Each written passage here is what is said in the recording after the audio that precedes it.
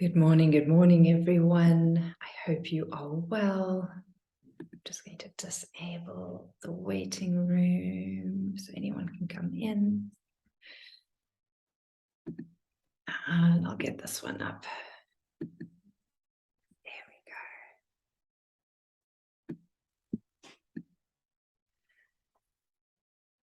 we go. All right, good morning, everyone. I'll just give everyone another minute or so to rock up. I just did a little Facebook Live, and I've got my lovely deck of mandala cards. I love them that I pulled, and in that one, again, you can watch the recording. It was the word peace that came up. Anyway, so I thought maybe while we just wait for everyone to show up, rock up, we can maybe just take a moment and draw a card for what we're going to be kind of like focusing on in our little chat, kind of this idea of being organized with spring. So you can just you can close your eyes for a moment. You can take a nice deep breath in and out.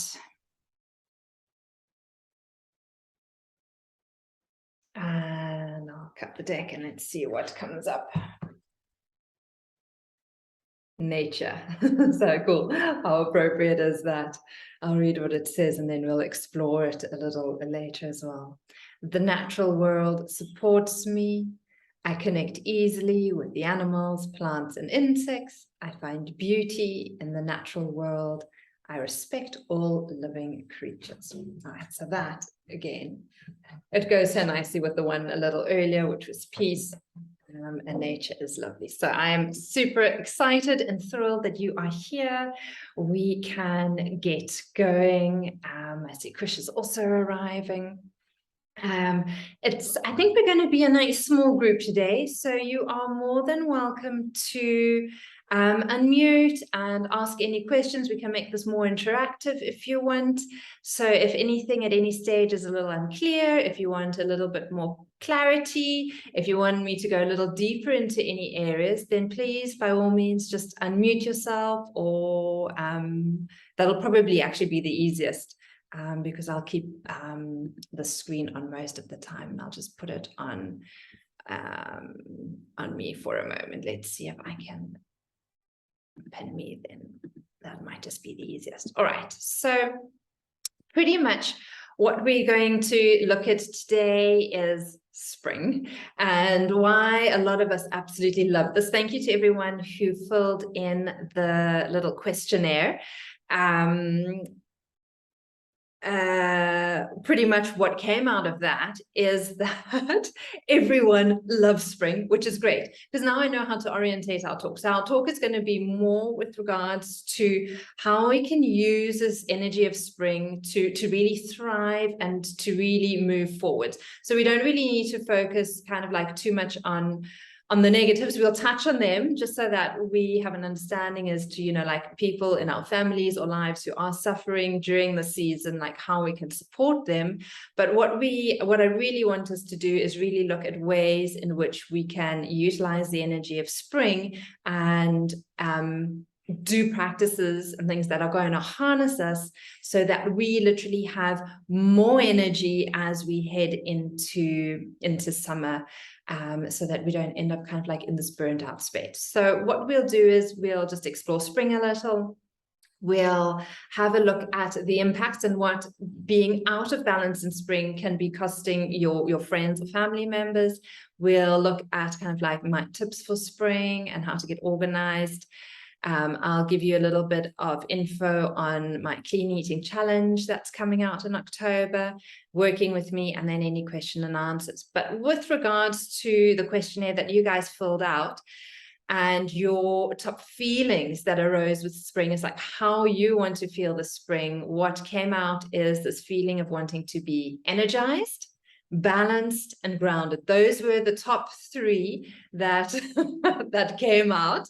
The others that came out was the idea of also wanting to feel free, wanting to feel, I've got got a word twice here. Free, light, inspired, relaxed, and happy. Those were all the words that had come out. So energized, grounded, and balanced, and actually free. There were 4 words. Those 4 words, I'll add that in here while we're at it. Those 4 words came out tops, and then the others, light, inspired, happy, and relaxed, were kind of like secondary that came out. So we'll definitely look at ways in which we can harness having this feeling of being grounded and balanced, as well as having this state of feeling energized and free. It's kind of like, seems like it's two sides to a seesaw or a swing, but actually both of them and all 4 of them can work together simultaneously really well. All right, so for those of you who have not met me yet, who don't know me, I am Nina Saacks from Yoga Awakening Africa. I'm a yoga teacher and a yoga teacher trainer at the Academy of Yoga and Ayurveda. I run yoga retreats. I have a weekly podcast with my friend Nicole from Nourish and Restore. So if you haven't heard those, pop onto podcast and just go and find us. I'm a farm girl. Most of you know that I have a new little baby Diker at the moment that I'm nursing, traveler, and animal lover. So Yoga Awakening Africa started in about 2008, and it's now moved to the work that I'm doing as a yoga health coach, which I just got qualified this past month, which is great, or in August. And what I'm really doing with this work is helping women get organized. Pretty much organized in different aspects of their life so that they can have more time and space to do what they truly want to be doing. So that is me. That is the work that I'm doing. Today, it's all about spring and how we can utilize this energy of spring to, again, bring a sense of order to our lives, but also to have a lot more energy. When we've got order, we create space. When we create space, we create chance for possibility. And when there's possibility, that is when we have direction, clarity, and that's when we then have energy to do what it is we want to be doing. All right. So when it comes to spring, like most of you who replied to the questionnaire, you're loving spring, and probably you're loving spring because it's this time of new beginnings. It's like all the little seedlings are all sprouting up. They're all coming out. There's a sense of aliveness. There's lots of ideas. There's lots of inspiration. There's freshness in the air. We're kind of moving from this cold winter space, which has maybe been like kind of like where you want to be like curled up on the couch, maybe hibernating and eating like heavy, solid, lovely soups and stews. And we're kind of transitioning. And it's not like it just happens like that, unless maybe you're like in Mozambique, where then it sometimes does, it is like day and night sometimes. But there's this transitionary phase where kind of like, you know, some days are cold and rainy, and then other days are nice and hot and warm. And it takes a while, especially in Cape Town, for kind of like this heat of summer, the pitta phase to kick in. But we're definitely transitioning kind of like out of this cold. So there's a lot more enthusiasm. There's a lot more energy. There is still this like crispness in the air in the mornings, and we really want to be able to use that.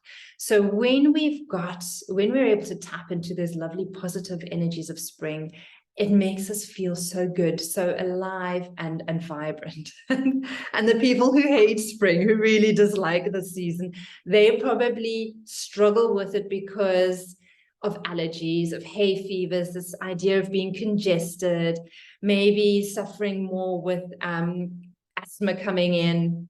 Yeah, there's certain people who literally have spring colds or seasonal flus every year at the same time. And there can also be this feeling of overwhelm, like there's just too much. Like I was chatting about like the seeds sprouting, and for some people it's just too much. And then a feeling of overwhelm, you know, comes. And sometimes we kind of move between the two, of loving spring and hating spring. But often if you really struggle with these sensations of spring, you really don't like this season. And it's a simple thing. If you dislike it, it means that you're not in rhythm with the seasons. We all, I think, have a preference to a certain season. but we should never actually really hate a season. If we hate or really dislike a season strongly, it just means that there probably is a really strong or big imbalance in our system, and we're not able to utilize the qualities and the energies of each season to our benefit, because we're not in rhythm with them. When we're in rhythm with them, then things work and just are a lot smoother. All right, so that's literally just a little bit about spring, why it is there, or kind of like, yeah, the qualities of spring. What I'd love for you to do is kind of like, when you're not in balance with the season, and there might be a season that you often find yourself that you're out of balance with, or you might notice that like a family member struggles in spring, or a friend struggles in spring, and just take a moment to think of like, what is it costing you, or what is it costing your partner or your friend? And this can be literally like physical costs, in the sense like, what are the costs of like medicines, like for those people who like on the Sinutab or nasal sprays, the hay fever sprays or headache tablets, like what is that costing you a month? And what you can do is then like find out the cost for a season if you just tally them up and times them by 3. And the same as like with medical checkups. Are you having to go to a doctor to sort out a lot of inflammation or congestion in your system? Do you do allopathic or holistic treatments, where you may be going to an acupuncturist or a massage therapist or a chiropractor or something like that to help you through any issues? Are you high on cravings? So as the season kicks in, are you wanting more sugary foods? Are you spending more money on chips and chocolates and things like that? So often what is helpful is just to really see what it is costing us financially with regards to having to spend money on these things in this season.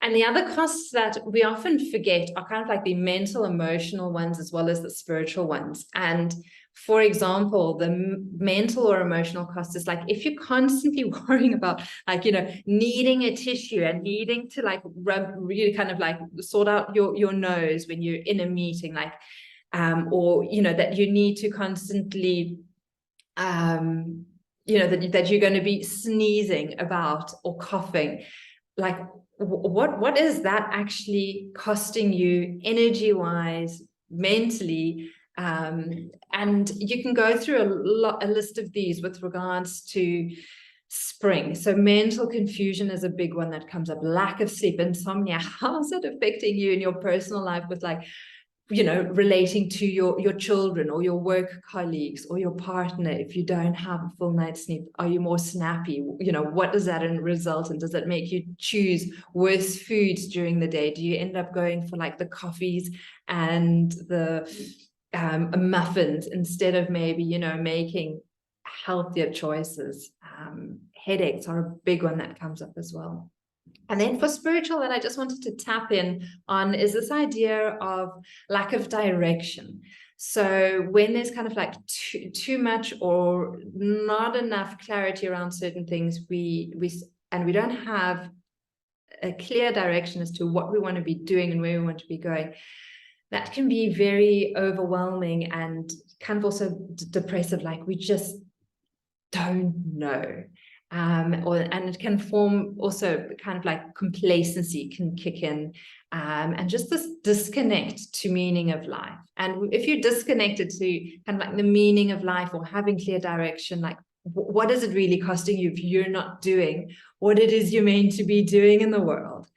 So literally you can put actual costs to these things, you can tally them up and you can times by 3 if you did them for a monthly cost, and you can get a seasonal one, or even if it's like for a year, and you can actually get a figure. It's like, is it a couple of $1,000 that you're missing out on if you're not in rhythm? So it is a nice little practice to do. All right. What is important is what I was alluding to a little earlier, is this reason as to why we need to adapt in spring. So spring is this lovely kind of like lever from like winter to summer. And we've got this time now where there is quite a lot of energy, where there's quite a lot of life force, where there's quite a lot of enthusiasm, there's quite a lot of movement. It's really easy to kick into this energy. And if we can utilize that energy really well, in the right direction, we can literally move mountains. This is where we want to choose a handful of projects that we really want to be focusing on. A handful is maybe even too much. My Vata brain loves projects and creativity.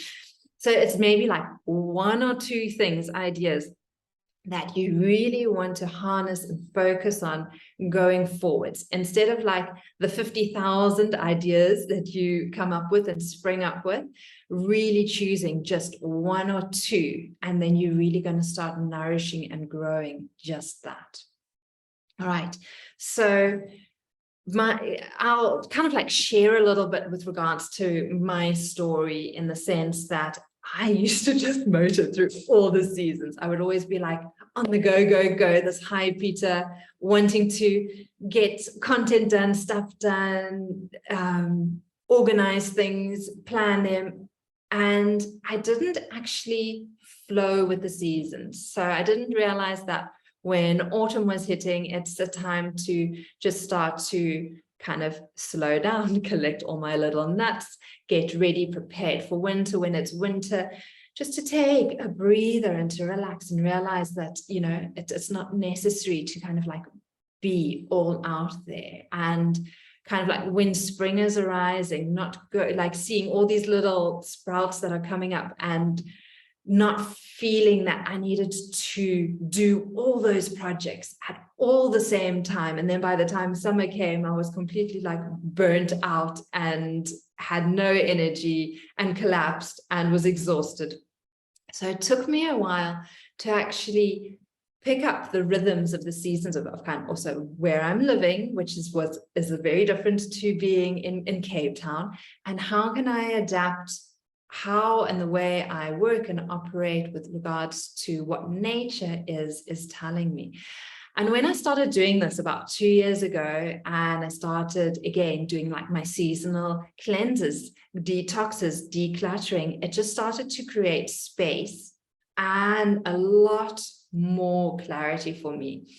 I knew when it was time to kind of like take the energy, take it up a notch, and when I was able to not quite burn the candle at both ends, but actually that I've got a bit more sustained energy. And I knew when I needed to pull back a little and go inwards and quieten things down, not stopping completely, but just having a comfortable momentum with everything that we're doing. So that is also why I kind of like with our yoga retreats, plan them for about, you know, February, March, because that's moving from the summertime into autumn. So we still have the energy. We still want to be in communication with people and not quite slowing down just yet. So everything that kind of like happens is somehow sometimes, or the way I've realized, kind of become quite intentional in my life.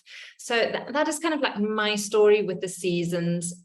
Spring is a time that I love. It's also a time that I can get very, very overwhelmed with. So I know now that I need to pick and choose and do the things that are going to bring me the most reward. And that it's okay if I don't do all the projects all at once. All right. The other things that I've realized that don't work are just taking a short-term view. So for me, I needed to have this long-term view, give myself a year, 2 years, and really understand and explore and experience the seasons. Quick fixes really don't work. We know that with everything. You know, if we've got a headache, we can take a tablet and the headache can go. Fantastic. But what are the actual underlying causes for that headache? Have we explored them? You know, is it maybe because I'm dehydrated and I need to maybe have like a little bit more water? Is it because there's too much going on in my life. There's too much stimulation. I've been on my phone too much. I've been at my laptop too much, and I haven't actually been out in nature, spending time there. Is that what's causing the headaches? Has there been too much stimulation, too many days in a row? Has there been too much travel? What is it that has caused this headache? What has caused the sinus issue? What has caused the bloating? Whatever it is, and realizing that a tablet isn't always going to solve the problem. What we sometimes need is to figure out, okay, what is the rhythm? What is the story? Where am I needing to be in my life? All right. So what we're going to do now is just take a moment to really connect, to slow down. So for those who are driving or operating heavy machinery, please don't close your eyes. For those of us who are at the screen, we can close our eyes. And I invite you to maybe just place your hands on your heart center if that feels right. And you can breathe in and out. Take a couple of nice deep breaths and notice the chest rising and falling.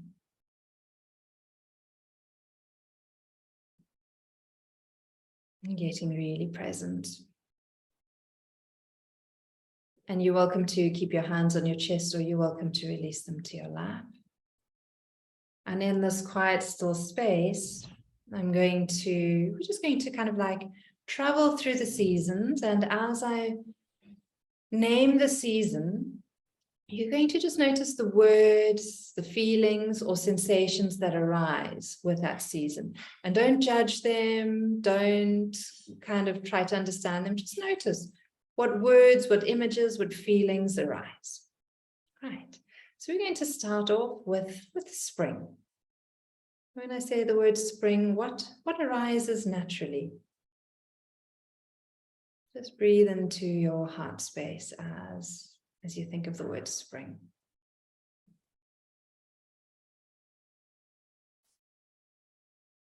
And then do the same for summer.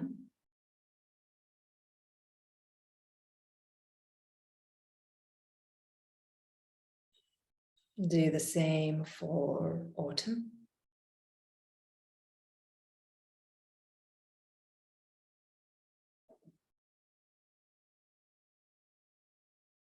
Do the same for winter.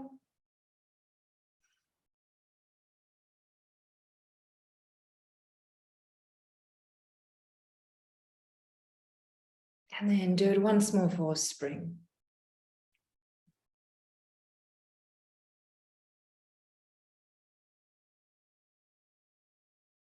And then rub the palms of your hands together, get your hands really, really warm.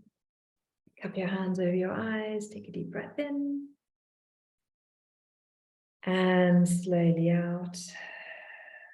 Blink your eyes a few times as you start to move your hands away. You can look out of a window or at a pretty picture. And when you're ready, you can bring your attention back to the screen, back to our conversation. All right.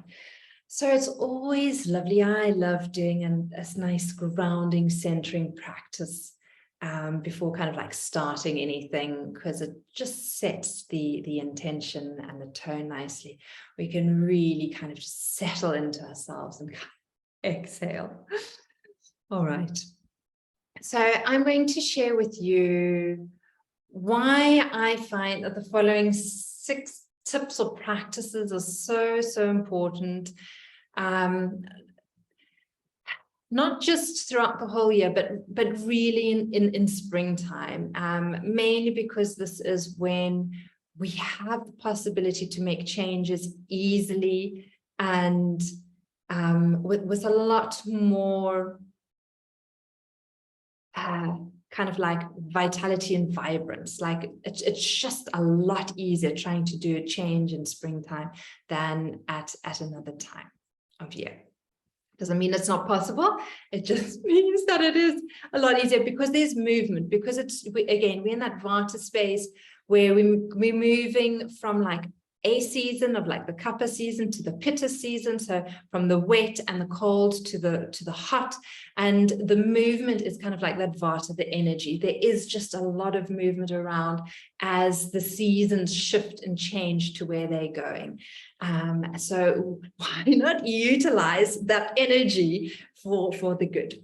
So my number one tip is to change your meal times if you haven't done so already. And maybe if you've laxed a little with this in winters, maybe just see if you can up this a notch a little. Pitta, the fire, is the highest between 10 and 2. Our ideal time is to kind of like eat our biggest meal, a bigger, better lunch at lunchtime, from kind of like 12 to 1:30 is usually kind of like that ideal time. It's when we've got the most amount of bile in our system, which means it's able to break down the food the easiest. We want to make sure that we have an earlier, lighter dinner. So if we have a proper lunch, it means that before sunset, so kind of like 5:30, 6:30, the latest is when we can kind of like finish dinner, because especially in springtime, if we eat in this kappa time, kappa, remember, is water and earth. So it is heavy, it is mucousy, it is dense, it's very stable. There's not a lot of movement. There's no heat in this time of day. So to break down food is very, very difficult and challenging for the body. So if we're eating our main meal at this time, in kind of like this kappa season, because spring, it is still very wet, it is still very cold, we just create more mucus for our system. So if you guys know of family members and friends that have a lot of mucus in this time of year, or in their system, it means that there is just excess kappa in their system. And the easiest way to deal with this is end dinner early, before you go into kappa time. Make your main meal in pitta time, when your body's able to burn through the food properly. It is not an easy habit to change. It is something you want to start playing with. It might just be like that is something you can play with on weekends, and maybe not during the weekday, or working hours. It might be that it's something that you can maybe do once or twice during your work week. So play with it and see what works, but just test it out. And once you've tested it out, it might just mean that, during spring for the next couple of years, you're going to change your main meal on weekends to be at lunchtime and not at dinner time. Again, when we test it out, that's when we know. All right, so that is a big tip. It's not an easy tip. It's not an easy habit to change, but when you start doing it and your body notices the benefits, that's when you start to clear those issues of insomnia. You manage to get to bed earlier, you sleep through, you just feel a lot better for the whole day. And it's literally by just having your main meal at lunch. It solves so many of our problems in society nowadays. All right, my second tip is changing your food and your oils. So if you spend time outside, you'll notice that, the green leafy veggies are starting to come up, sprouts are sprouting, and it's time for us to adapt to kind of like the changing weather. What are the foods that are in season now? So you probably will notice in the shops as you go kind of like to wherever, Woolies, ShopRite, Checkers, whatever it is, your health food store, going out to the markets, the farmer markets, that you're probably going to find less and less of like the butternut and the squashes and the winter fruits and veggies, and you're going to find a lot more of the leafy greens, the nectarines. I'm just trying to think what comes in, cheese, and when you see those fruits and veggies coming in, that's where you want to kind of like orientate your attention to, and to eat a lot more seasonal. we want to start eating lighter. So on the days when it's cold and chilly, you want to stick to your soups and your stews. But on the days that there is warmth and heat, that's when you want to start moving to maybe like your stir fries or your light salads. And even if you've made a big pot of soup and your body's just saying, oh, I really could do with like a nice coleslaw, like a nice marinated salad, then do that. Listen to your intuition. You can go and freeze your stews and your soups for another day. Don't force yourself to eat something just because it's there. But if your system is saying, not really feeling like it, then change. And if it's not feeling like a salad, don't eat a salad. What I've noticed with time is that when my body is in balance, I have healthy cravings. I automatically crave certain types of food. When my body is out of balance, it's probably more my mind. When my mind is more out of balance, then I've got poor cravings. Then I'll go in front of the fridge and I'll want something like, chips, or chocolate, or cookies, and things like that. And when I see that happening, then I know, I need to do a little bit of a clearing out of my system because I'm not connected to my intuitive kind of like brain gut system anymore. And that is also kind of like a good telltale sign. Also notice that kind of like the good cravings, kind of like I'll be moving from like this desire of wanting like heavy nuts, like those Brazil nuts, which are nice and oily, which are, which is what we want in winter to really sustain energy and give us heat, is that now kind of like I'm craving more of the nuts that are a little lighter, so more almonds and cashews. So if you go into the stores and you notice, oh, actually, I'm wanting like pistachios or something like that, listen to your intuition and go with it. So kind of winter, again, probably a lot of us were using a lot more like maybe ghees and butters, sesame oils, like the oils that were like a lot heavier. And now you probably notice, and this is probably, if this is to be massaging into your skin or with your food, and you'll probably be finding now you're craving a little bit more like olive oils that are just a little bit lighter, maybe some nice almond oil or grapeseed oil. So again, noticing what your skin is asking for, what kind of oil is asking for, and also in your food, in your meals, what kind of oils you're wanting to do there. The last thing that I wanted to tap on in here with regards to changing your food and starting to increase a lot more greens and salads back into your diet is that, often it's suggested that Vatas don't do salad because it's too light, it's too cold, it's too wet, it can put out their fires. So, and if that's you, then leave out the salads completely. But if you're a strong balanced Vata, a nice way to have salads is to use like a marinade, a nice thick like tahini marinade, and you leave that on your salad for like half an hour before you eat it, so it really soaks in and it's got all the good fats. For those of you who are high in pitta and you've got a lot of fire in your system, greens, you can just throw in those greens and get as much of them as you can. It'll be really good to help and kind of like cool you down and nurture you and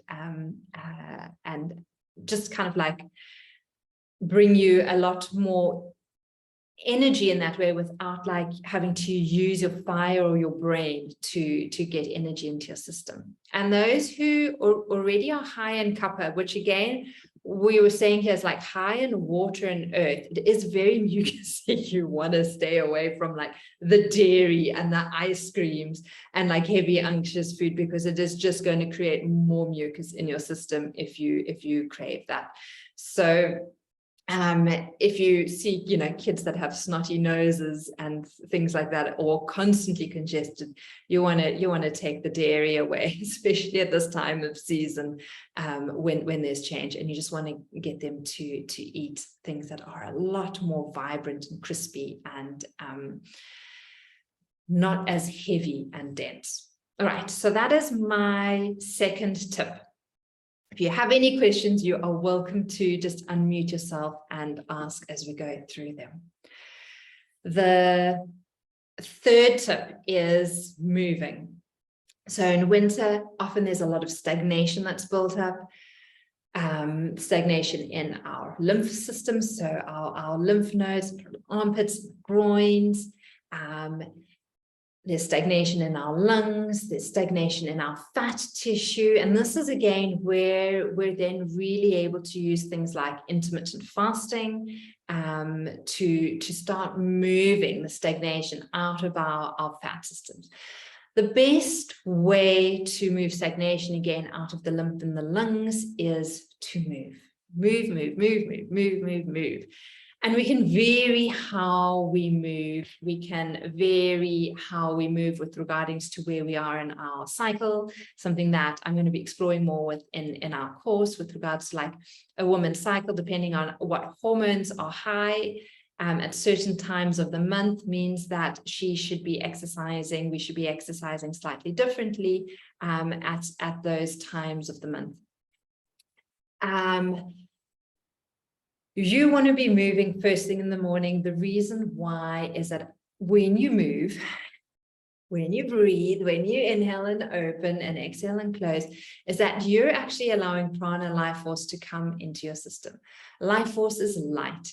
It is, it's got this like freeing quality. So if you're wanting to feel more energized and if you're wanting to feel more free, you really want to move first thing in the morning so that you start your day out on like a good note, on a light note. It creates like a sense of clarity in the mind. You're releasing the toxins from the system, you're exhaling them. And when you're able to start your day with movement and feeling good, then it sets you up for the rest of the day. It's not always easy to move first thing in the morning. So what you want to do is find someone who you can move with. So if that's your partner, your neighbor, an accountability buddy, get someone and get outdoors. And if you're happy to be outdoors in pretty much sun, rain, and snow, that's cool. If not, know, if it's raining that you don't do, but then know what your backup plan is. So does that mean you're going to get on your treadmill? Does that mean you're going to get on your yoga mat? Does it mean you're going to open a YouTube, I don't know, exercise or dance class? Like, what is your backup if you're not going to be going for a walk or a run or something in the mornings? Because you want to use this momentum and you want to keep moving and doing something. You want to get that prana flowing through your system. And again, when we've got someone that we can do these practices with, it is really, really helpful to get us going. If we need to be accountable to someone, we are more likely to go ahead and do the practices. So that's my third tip: move in spring. It doesn't matter how you move. Doesn't matter for how long you move. It can be 5 minutes, it can be 20 minutes, it can be an hour, but you want to be moving first thing in the morning.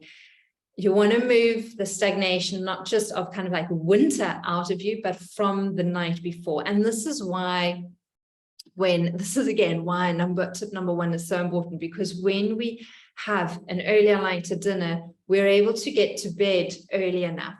We are then, if we can get to bed in this kapha time when it's heavy and dense and like just it's the sleepy energy, if we can get in like a sleep before kind of like 10 p.m. when pitta kicks in again, then we can really have a good full night's sleep. And then we're able to wake up in this vata time, which is light and mobile.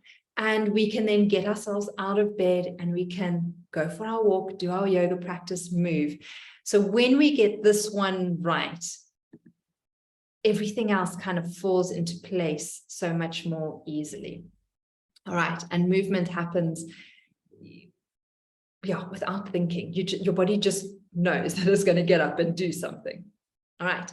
My fourth tip, and this is my absolute favorite, is decluttering.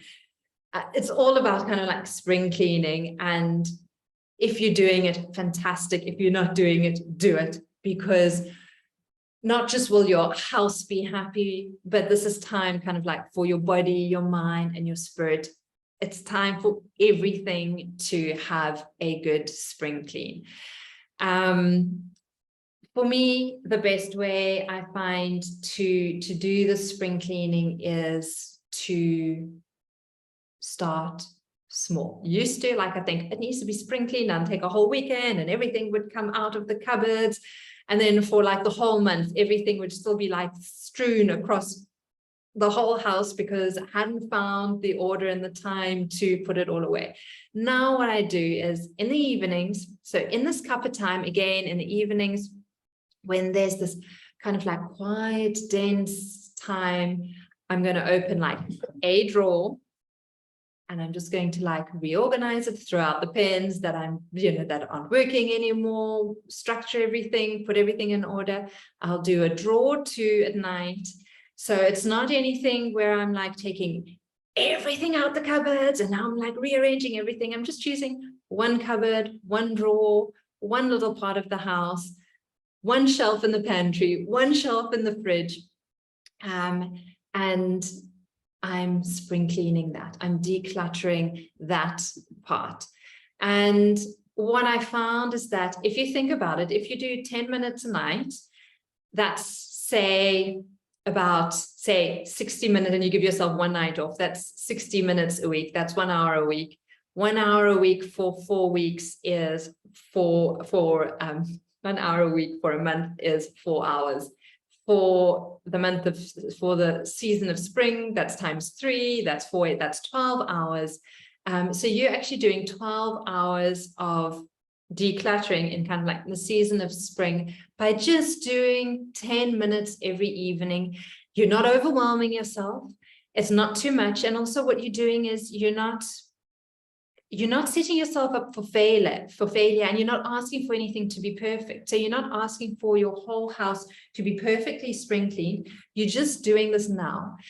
And when you go back to what I was saying about like, when we take this as like a long-term view, like, we're going to be doing this year after year after year, is that each year that we spend these 12 hours doing that, that's 12 hours of spring cleaning every year. So those drawers that you didn't get to, or the cupboards you didn't get to this year, you'll be able to get to them next year. But at least you're getting to them, and it's not that you're not doing it. So instead of saying, because I can't do it perfectly, I'm not going to do it at all, you're just doing a little bit here and there, and doing a little bit here and there is so much more effective long-term over kind of like 5 or 10 year period than not doing anything. So that is pretty much what I wanted to share with you with regards to that's how the body kind of like spring cleans as well. If we're thinking that we need to, when the time is right, when I have more time, when I have more space, when I'm feeling better, I'm going to like do a detox or clean my body. And it doesn't work like that either. You kind of need to decide, okay, it's a season change. I'm going to do a little bit, even if it's just those 10 minutes in the evening, if it's just a little bit, I'm going to start this practice of doing a little bit of a cleanse. And it might just mean more hot water every day for a week or a month. Whatever it is, just start cleaning out your body in a way that you know you need. Again, we're not looking for a perfect spring detox. We're just looking for momentum and movement. And the same with the mind. Some of us are so overwhelmed and overcluttered with thoughts and so much happening. Best way is to, again, still the mind with meditation, 2 minutes on your mat, declutter. Doing that every day is so much more powerful than thinking, I need to go like on a 10-day Vipassana retreat and, sort out my crazy mind. Because to find those 10 days to go on a Vipassana retreat or a meditation retreat, it's going to be like next year. And you're going to be like 10 years or 20 years, that's me, down the line, not getting to it. Whereas if I just start with like a minute or 2 minutes, I can build up like my 20 years and be decluttering my mind every single day that way, which is going to be so much more powerful than waiting for the perfect time to go on this retreat to declutter my mind. Because then it's also just going to become part of my lifestyle and a way that I can navigate and manage all the craziness that is around. All right. And the same is kind of like with your spirit. When you've got clarity and direction as to where you're going, what you're doing, you have all the time and space that you need to make that happen, because you're not constantly worried about, if I do this, or should I do this, or you have clarity with where you're going, and you're able to flow and follow through with that. All right. So number 4, declutter. Declutter your body, declutter your mind, declutter your spirit, declutter your house, your environment that you're in. Declutter. My most favorite tip, I think it's probably where the Peter in me comes through, is that I like order and organization, and I like things to be good. And even like, I do my pantry quite a lot because I like a neat pantry, and I sometimes think it's like do I really need to do this again? And I'll go into my pantry, and somehow things have snuck in there that they shouldn't have. If it is Craig that has brought stuff into the pantry that really shouldn't be there, or if I've bought things that really shouldn't have been in there, and I get a chance to, again, just organize, my nuts are there, my seeds are there, my pulses are there. If I see them and they're there, I'm going to be using them and cooking with them a lot more. So I love having order and organization in my kitchen. All right. Tip number 5 is sitting in silence. So this kind of like ties in with what I was just talking about before, about decluttering the mind, is this busyness we find ourselves in. And we're all in this overly Vata, mobile movement, too much happening, too much stimulation. No one can say that they're not overstimulated. So we all have this tendency for our Vata to be imbalanced. And the best way to do that, or to kind of like balance the Vata, is the rest, regularity, and routine. So getting the 3 R's sorted, walking, and finding time to sit in silence. And it just gives us a chance to start the day with the right mindset. We have clarity, we create space for opportunity. And again, they all lead into the other. So if we manage to have an earlier, lighter dinner, we get to bed early, we can start our day with movement, depending on what you need. Sometimes I find that walking helps me before meditating. Sometimes I like to meditate before walking. Find your sequence, your rhythm that works for you, but find those 2 minutes, 5 minutes, 10 minutes, 20 minutes, half an hour, where you can just sit in silence every day and just be present.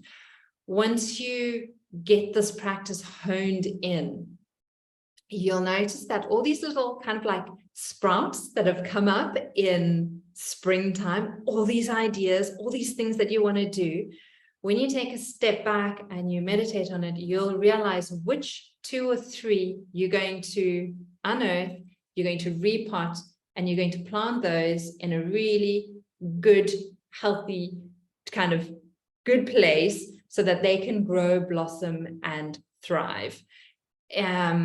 Or what you're going to do is you're going to just weed out the other seedlings that you don't want, so that those 3 or 4 that you do want will have the space, the nourishment of the earth, enough water to get them through spring, to get them into summer, so that they can blossom and produce fruit in the late summer and the autumn season. Again, so that then the fruit falls, new seeds create. And that's kind of like this whole idea with the seasons, where you've got the seeds, the leaves fall, they create the mulch, there's like a stillness, there's a quietness where there's stuff happening under the surface, but it's not really visible. Then all of a sudden the sprouts start to come up, then they start to grow, they thrive, they flourish, then they blossom, then they fruit, then we eat the fruit, then the seeds come out again, and it's this whole season. And when we understand kind of like how and what we need to be doing in these seasons, it's really helpful. So now that spring is coming up, all these seeds, all these little seedlings are sprouting. Fantastic, exciting. Now we get to take a moment to step back. We have a look at all these ideas, all of these thoughts that are coming up, and we're going to pick and choose 2 or 3 that are the most important, that are going to bring us the most benefit, and we're going to really nourish them. We're going to focus on them. We're going to fertilize them. We're going to prune them when they need pruning. We're going to water them when they need watering. We're going to check up on them when they need checking up on, so that they can really grow and thrive and give us a good harvest when it's time to harvest. And we're not going to be worried about all the others, because we know that once we've made a choice, that is going to sustain us long term. Otherwise, what happens if we think all these hundreds of little seedlings or ideas that are coming up, if we want to sustain all of them, we are going to be exhausted by the time summer comes. And then we're going to throw in the towel, we're going to give up, and we're just not going to do anything. And then nothing is going to bear fruit. And as you may guess from my intensity of this, is that I have done this many times before. It is very hard to choose just the 2 or 3 things that are important to you. I invite you now to take time this week to make those choices, because when you do, long term, by the time autumn comes, you will then really notice the benefit. All right, so that is my tip number 5. And tip number 6 in spring is love your nose. Our nose is directly connected to, obviously, our sense of smell, connected to Muladhara chakra, our base chakra, the earth element. It gives us that feeling of stability, of connection, of being grounded, of safe and stable. And kind of like, if there's an issue in one area, there's always an issue in another area. We always look at the holistic body being. So this time of year is a lovely time to really focus on your nose and just notice, you know, is it wet? Are you needing more of a tissue to dab? Because if that's the case, you might need to grab something like your neti pot and make sure that you're using saline solution and to flush out your sinuses and to clear and to dry out what is needing. If you're noticing that your nasal passages are very dry and they're sore and they're itchy, then you might know that you need to grab your oil, whatever oil you're using, if it's your sesame oil, your coconut oil, your olive oil, I don't know, whatever oil you like, and you're literally dabbing your fingers in the oil and you are oiling your nostrils, or you get in your little nasya bottle and you are doing kind of like snorting the oil to lubricate that area. So again, there are different ways that we can look after our nose. We want to look after all of our senses, but our nose in spring is really important because it links directly to the base chakra, which is this feeling of wanting to be grounded, and you want to ground and feel stable, so that your little seedlings can build roots and then flourish and grow. All right, so those are my 6 spring tips. I'll definitely share my little tip sheet with you. I'll email it to you guys so that you've got that and you can kind of print it out and put it in your fridge and just remind yourself to focus on these things. It's not like they have to be perfect. It's not like you have to do them every day. You just want to do them more than you're not doing them. I see that the little heart, like love your nose, the heart didn't come out. So you can use a little red Koki there and draw a little heart on that one. All right, so we've got a couple more minutes. We've got about 5-7 more minutes. So I'll leave some time for like questions and insights and any ahas that you have. Before we go there, for those who haven't heard yet, I do have my 7-day clean eating challenge coming up. This is something that I'm running for the 3rd time now. It's from the 3rd till the 10th of October. It's probably more like living lighter. Like clean eating is not the thing. It's where we go through all the 7 chakras and we focus on different areas where we start to create space in our body, space in our mind. And we do this together in a group, because when we come together in a group, we are more accountable. We're more accountable to ourselves or to the group, and which means that we're actually going to do the practices, because I can just tell you what the practices are. Don't have an issue with that. But pretty much water, nourishing food, fasting time, spending time in nature, not difficult things. But when we're doing them together in a group, and then you're actually going to do it. You're actually going to make sure that you carry around your flask, because for a week, we're all committed to doing the certain practices. All right, so it is $750 for the week. Everyone who has joined in the past has said to me that the value of what they're getting is so much more than what they pay for it. So I'm keeping it as kind of like as cheap as possible. I had a special going on the 1st of September where you can bring a spring. You guys who are here, if you email me after this and you'd like to join, I'll extend that free bring a friend for free to you as well, because I just think the more of us who are doing it, the better. So that's pretty much the clean eating challenge. If you're already eating clean, you'll notice that this is going to take you up another level. You're going to clean up another aspect of your life that you maybe didn't think so. This was one of the things that Annika realized last time. She's like, I already eat quite clean. I've got a healthy diet. And then she came, she's like, ooh, I didn't realize I could do this, this, and this, and I feel so much better. And she's now signed on for the 2nd time, and she's going to be hiking. She's going to be away, but she's still signed on because she knows that just by having this group where she was accountable to, she actually did it, and she noticed such rapid improvements in what she's doing. All right, guys, so that is the clean eating challenge. I really hope you'll be able to join me for that one. And then on the 15th of September, my annual program, I'm going to open up bookings for my annual program, which is, again, where we work with the habits in a group together for a full year, and we just get ourselves organized and in rhythm. All right, so that is pretty much it from my side. You are welcome to ask any questions and or any insights or anything like that, if you would like to. Kush, go ahead. Nina, thank you so much. Gee whiz, I'm super motivated now. Yeah. I think the big aha is really, you know, the small habits, the small little 10 minutes of anything, especially the decluttering of the cupboards. So I'm loving that.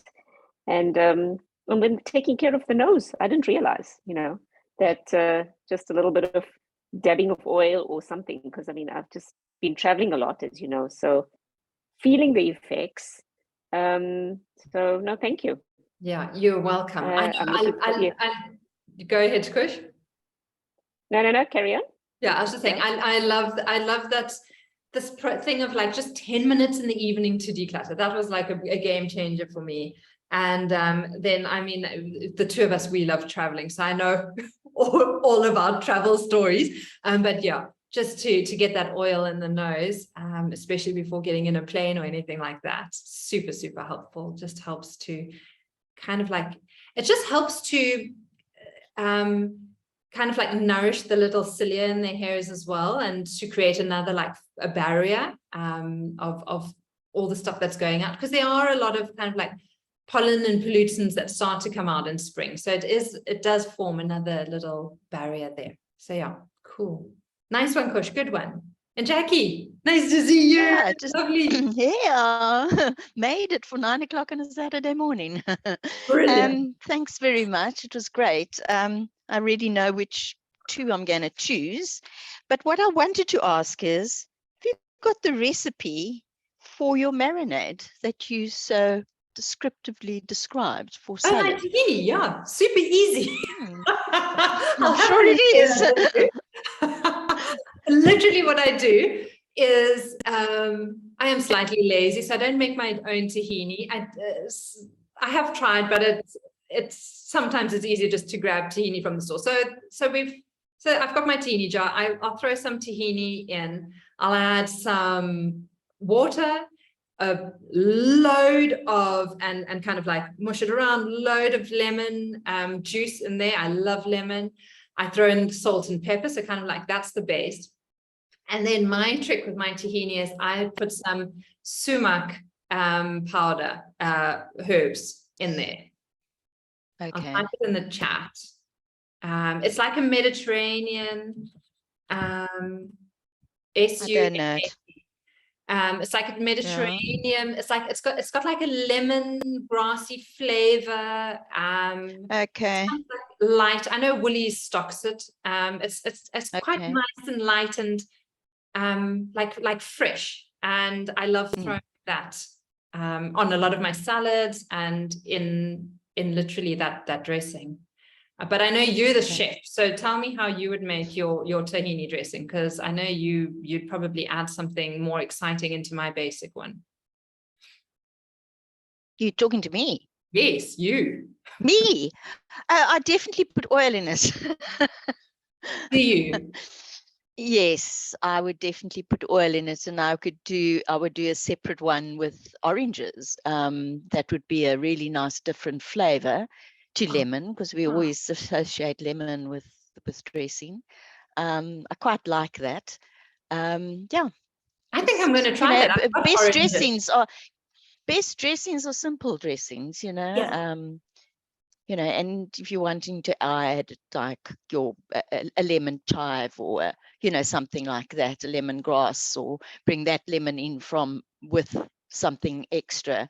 Yeah, I'm not a big fan of soaking my salad, I must admit. I prefer to put it on as I'm about to eat it, because I like to maintain that crispness.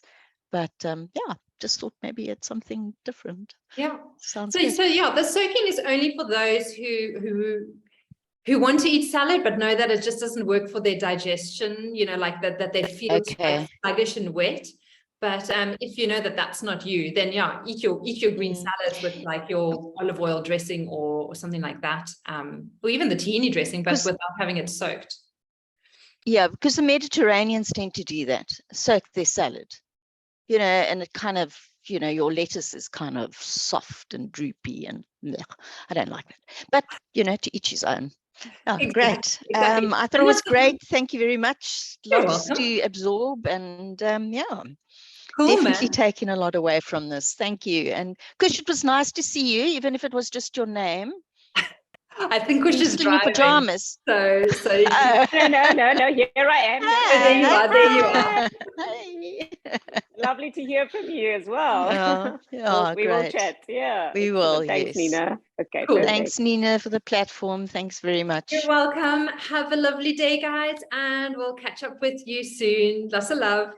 All right. Cheers. Bye. Cheers, Thank guys. you. Bye. You're both looking fabulous, by the way. Oh, thank you. So are you. Bye. Thank you. Yeah, Bye. you are looking fabulous. You lost a weight as well. I noticed last week when we chatted. Yeah, she has. Definitely has. Looking good. Yeah, Glowing. Sure. Glowing. Bye. That's what we want. That's what we want. Bye. Lots of love. Bye. Bye.